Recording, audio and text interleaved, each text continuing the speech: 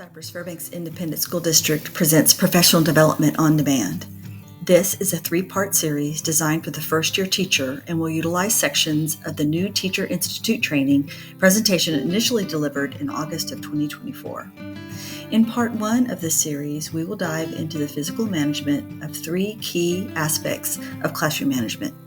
In part two, we will discuss student behavior, the fourth aspect of classroom management, and how being proactive with a behavior plan will benefit you in the long run. Finally, in part three, we dive into maintaining positive student behavior even when things don't go as planned. Let's get started with the new Teacher Institute, part two, managing student behavior. In part one, we visited 3 out of the 4 aspects of classroom management: organizing and managing time, space, and materials. In part 2, we will address the 4th aspect, behavior. Having a plan in place is always an important and logical idea. Whether it's planning your academic lessons or planning for managing student behavior, effective teachers are planners. Effective teachers are proactive and reflect on their practices. And this includes making time for you to plan. When we plan, we are prepared. In this video, we will address behavior and how proactive strategies will be your best friend in creating an efficient and effective learning environment where learning takes priority. We plan for the behaviors we want to see and make a plan for when students don't make the right choices. More on that in part 3 of this video series. The 4th aspect of classroom management, behavior, or behavior management. Building positive relationships with students is setting the groundwork for a well-managed classroom. Your beliefs will impact everything you do, how you treat your students, and how you handle management and discipline issues. Pause the video to think and reflect on your own beliefs about behavior and discipline. What are your core values? What fundamental actions and values do you want to see for your students, both academically, behaviorally, and socially? The purpose of a behavioral management plan is to prevent discipline problems and create a safe learning environment. Locate page 53 of your new teacher notebook. On page 53 are ideas about beliefs and how they can impact your decision making. You'll find a quick beliefs inventory that you can use to help you get started. On page 53, you'll also find good classroom management advice, such as never make a rule if you're not willing to enforce it every day and every time. Or, it's very important to be consistent with both rules and procedures every single day. And finally, always assign consequences fairly and never let consequences reflect your current mood. Rules and procedures are developed to achieve and support your goals. And like all good teaching, we begin with the end in mind. We start with our core beliefs, and then we picture what we want to see in our classrooms. Remember, if you do not have a first-year teacher notebook from the New Teacher Institute, please contact the Office of Professional Development to get a copy, or reach out to a fellow new teacher on your campus. Write down the page numbers so you can go back and review. Research tells us that 3 things serve as discipline problem prevention. 1 is an atmosphere of respect, 2, an engaging curriculum and instruction, and 3, a clear system of expectations.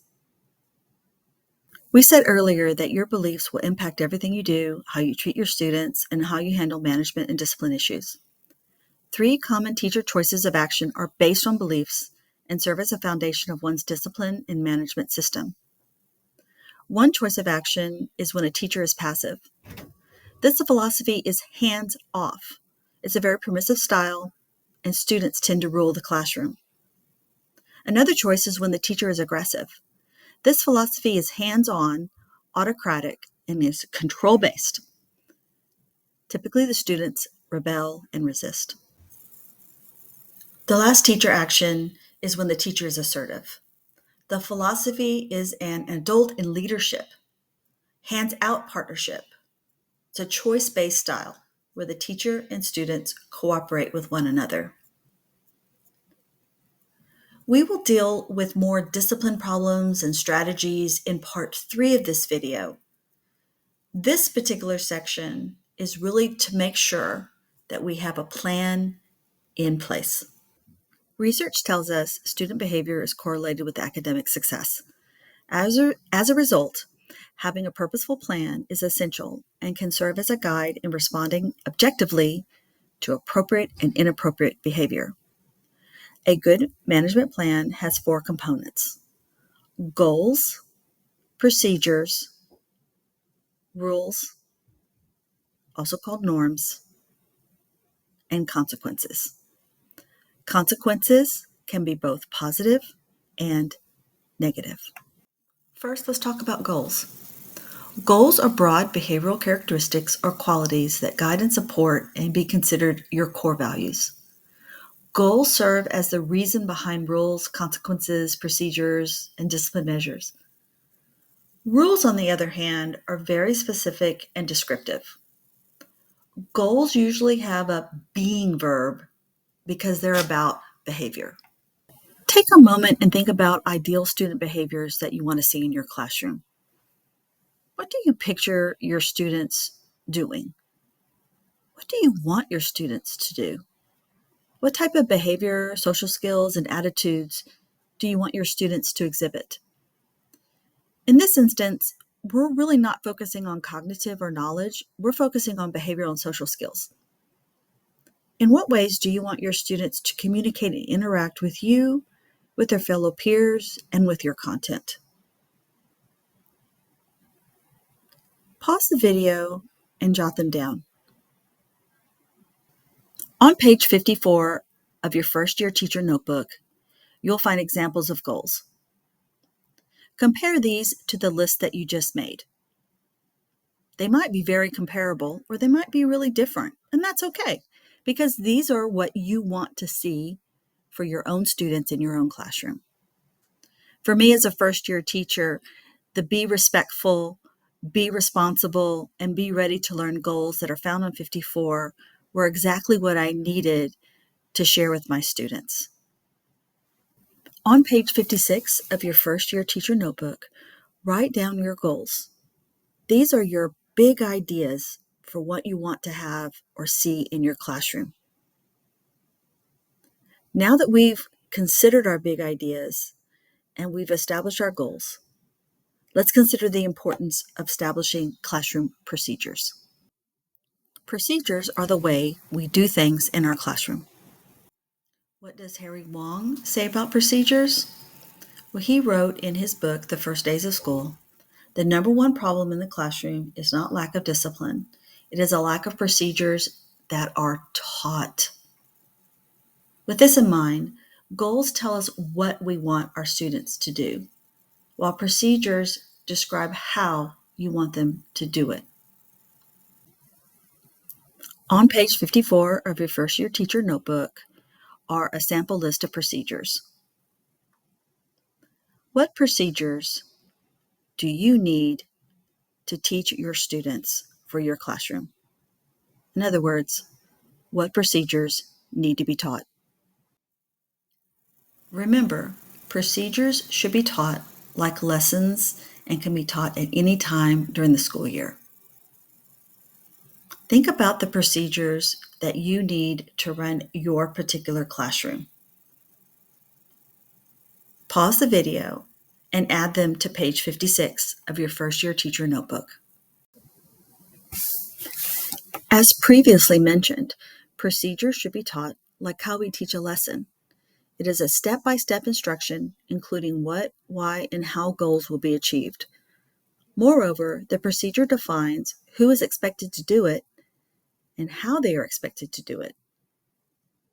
To assist in creating procedure, we offer the 6 P's of procedures. 1. Prepare to teach it before it is needed. We don't wait until the students are about to leave class that we decide, hey, let's teach a procedure for exiting the room. Remember, effective teachers are proactive and use time efficiently.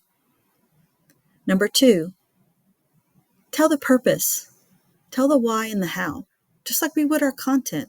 We're very specific and explicit. Number 3, picture it for them by modeling. We would do this with our content. Absolutely model how to write, how to do a math problem, how to measure something. Number 4, practice by rehearsing it. We have to practice. Like I said previously before, practice can seem uninteresting to students, but it still has great value. Number 5, provide positive feedback and reinforcement. When students are doing what we're asking them to do and they're doing it correctly, they need to hear it. They need to know that we see it and we acknowledge it. And finally, number 6, plan to reteach when necessary. In fact, we should be going back and reteaching and reviewing routines just like we would review content before the end of a unit. Research tells us it takes an average of 66 days for a new behavior to become automatic or routine. Moreover, something you do multiple times a day may become a habit more quickly than something you do only a few times a month. Routines in the classroom allow for more consistency and organization. Routines provide structure and reduce the cognitive load required to engage in executive functioning. Students will need practice and reminders for procedures to become routines. With routines in place, students can easily understand what is expected of them without having to think extensively about what their next steps should be. A routine is a procedure that students should do repeatedly without any prompting or supervision. Routines allow students to quickly accomplish day-to-day tasks that are required of both teacher and students. Examples of classroom routines when arriving at a school in an elementary classroom are teachers greeting the students, hanging up coats and backpacks, taking a seat, and completing a bell ringer. For the middle schooler or high schooler, an example of a routine could be coming into class, putting phones away in their backpacks, no cell phones in the restroom, or using only phones during designated break times. As always, any routine has a step-by-step procedure that is explicitly taught to students. Take a moment to consider this slide. Oftentimes, it is easier to lighten up than to tighten up. Consistency is key when setting expectations and establishing your routines. Remember, if a student knows what to do, how to do it, when to do it, and why to do it, then we must hold them accountable for doing it. If they don't know, we teach them until they do. We provide clarity. One way that you can be clear and help students with their understanding is to use what are called one-step directions. In a one-step direction, we chunk the directions one step at a time so that we are clear with expectations and instruction and can help students feel more confident with the learning process. Giving students too many steps to remember to do at once can be confusing. It can cause chaos within your classroom and the management of your students in the classroom. For example, if you ask students to get their science book and turn to page 57, a few students will ask which book, others will ask which page. Consider breaking the directions down into manageable steps everyone does together. Here's what one-step directions could sound like in your classroom. Join me on page 59 of your first year teacher notebook. Take 2 minutes and read through pages 59 through 60. Highlight and make notes for yourself along the way. Now, please stand next to your seat. Make eye contact with your side-by-side partner or someone near you. Use page 60 to practice and rehearse one-step directions with your partner. Tell your partner you rocked it and take a seat. In between each of those directives, we would give the allotted amount of time to complete the task. So for example, for the reading or the discussion, we would allow 1 to 2 minutes for that to occur before we move on to the next step. When constructing a behavioral management plan, procedures and rules are synonymous in their descriptions. Procedures set you and your students up for success. And we know that muscle memory refers to the brain's ability to store motor skill information, which allows a person to perform a movement, or in this case, a procedure, better and with less effort over time. Procedures are step-by-step processes that offer this sequence to achieve an outcome, while rules represent expected norms of behavior. Rules, or how students behave, must be explicitly taught, explained, modeled, practiced, and retaught. Rules have consequences. Refer to your first year teacher's notebook on page 54 for guidelines on rules. On that page are also examples of how you might introduce those rules to your class. More examples are found on page 55. Now that you've analyzed the guidelines for rules and referenced the examples listed on page 55, you'll notice that the guideline is 3 to 5 rules are sufficient for your classroom, and that rules align with your campus expectations. Now that you've determined the procedures and rules, what happens when students don't cooperate with them? Consequences are actions that follow behavior and are designed to reinforce, stop, and or teach a new behavior. From time to time, students are going to display unsavory behaviors. They're also going to show behavior that's appropriate and accepted. The consequence, or what happens next after the behavior is displayed, makes the behavior more or less likely to happen again. On the screen, you see 3 examples of types of consequences. A positive consequence could be earning something, like a tangible, a campus currency, or praise. A negative consequence could be removal or not earning that tangible currency, or not earning a sticker, or losing a choice. Corrective consequences happen when, say, a student makes a big mess and they have to clean it up. When giving consequences, always follow your school-wide policies. Have a discussion with your assistant principal or your behavior coach, if your campus has one, as to what consequences are sanctioned for your campus. We've reached the end of part 2, Managing Student Behavior. In this video, we've addressed starting your classroom management plan with goals, writing step-by-step procedures, and the importance of routines. We finished out with rules and consequences.